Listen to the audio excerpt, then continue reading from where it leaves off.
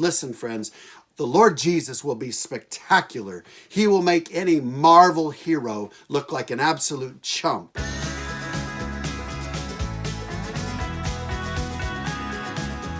What will Jesus look like when he comes a second time?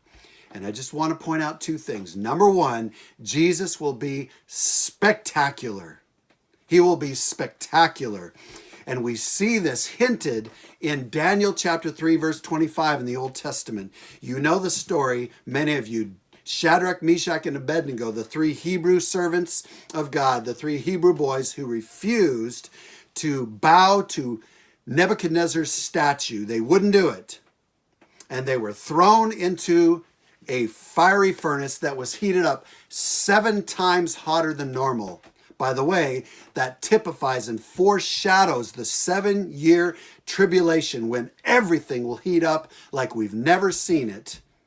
The turmoil, the tribulation of that time will be unparalleled in all of human history. And in this story, the fiery furnace is heated up 7 times hotter than normal. The 3 boys are cast in because of their allegiance to their God, the true and the living God. And Nebuchadnezzar, the king of the world, looks into that fire and he is startled because in the fire there are 4 people walking around. And he looks at the 4th and he says, the 4th is like a son of the gods.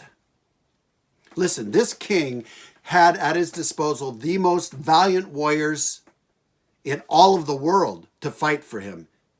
He had the most magnificent men at his disposal to defend him. And he looks into the fire and he is blown away, mesmerized by the 4th man in the fire. He says he is like a son of the gods. And we know who it is. Friends, that was Jesus, the Son of God. I'm not a Marvel movie guy, but I have seen a couple. I've seen Thor, I've seen Aquaman, and when Chris Hemsworth and Jason Momoa strip down, it's pretty impressive. At least for those movies it was. But I want to tell you this, listen. They and their characters, fictional characters, pale in comparison to the 4th man in the fire.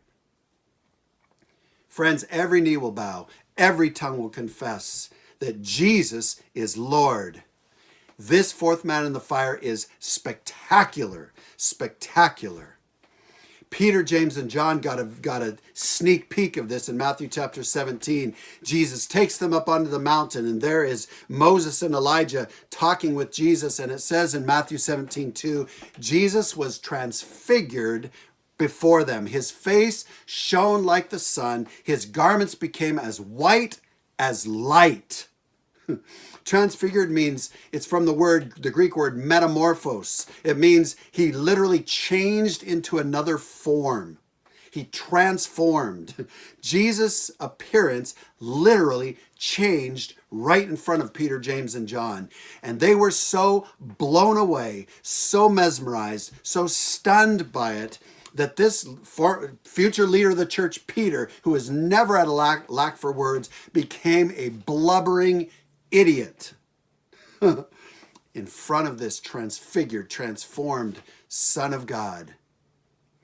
In Revelation 1, verses 12 through 17, written by John, Jesus' closest earthly friend, John sees Jesus, but not the way he knew him when Jesus came the first time. He sees Jesus in all of his glory, as the Ancient of Days, as the Son of God, as the creator of all of the heavens and the earth. And it says he fell at Jesus' feet as if he were a dead man.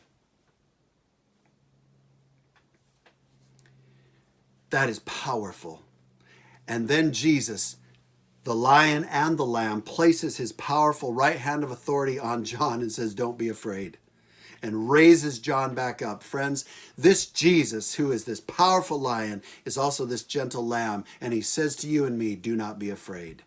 Do not be afraid. When we stand before Jesus someday, we will be awestruck, but we won't be afraid. We won't be afraid. Isn't that awesome? Revelation 19 presents Jesus again as the conquering king who comes out of heaven on a white horse as the mighty warrior of heaven, the captain of all of heaven's armies, to do war with the Antichrist. And on his thigh, there's a tattoo that says King over all kings and Lord over all lords. Listen, friends, the Lord Jesus will be spectacular. He will make any Marvel hero look like an absolute chump, like a punk. You can follow Jesus proudly.